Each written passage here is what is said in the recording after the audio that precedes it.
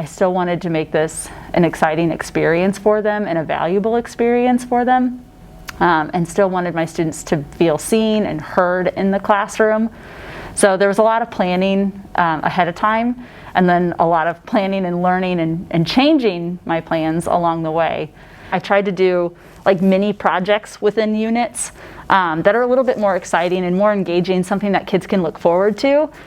And I kind of walk them through like an example or model that for them, and then I leave that creativity up to them. And the first time we did it, kids were a little hesitant. They're like, well, should I do this? Can I do this? And I just like, as long as you meet these expectations, here's what I want you to do. Like, just have fun with it, get creative. And like the first one that we did, they had to create a commercial for an opinion piece to try to sell me something. And they were awesome. They were I told them the maximum length they could be was 90 seconds.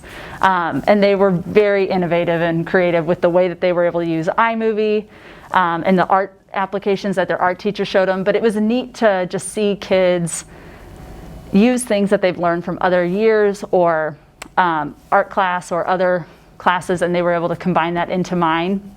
I obviously would model certain things that I knew, but they were doing things on apps that I had never done before, and so then it was neat to then turn around and see, one student would say, how did you do that? And so that student would then become the teacher, and I would have them share their screen, and they got to show their peers how they did something. We're getting ready to start an informational text coming up in our next writing unit. So building into that, though, we're learning about functional texts and what's their purpose and how to create them and what they can tell a reader. And so right now they're just trying to create functional text that can articulate their point with clarity to their audience. I want to look at some of the functional texts that you guys have created so far.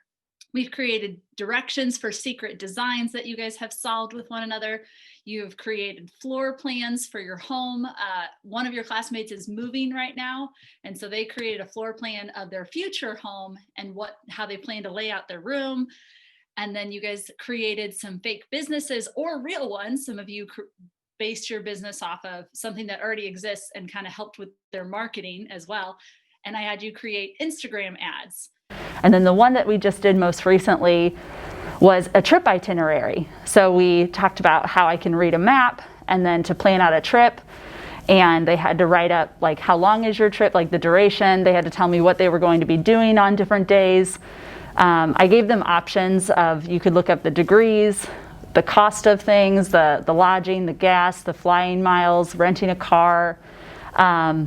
So I gave them lots of factors that they could include, but it's more of these functional texts that I'm trying to just get them to have exposure, kind of see what are various ways that I can use functional text in my everyday life, or to complete a task, or to convey something to my audience.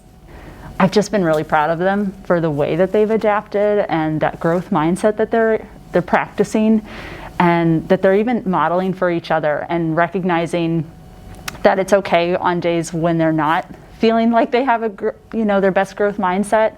I can still see students wanting to support each other and reminding them of like, hey, it's okay if you're struggling right now. What's something we can control? So I'm noticing that they're kind of sharing that that reflection with each other and then supporting one another in that regard.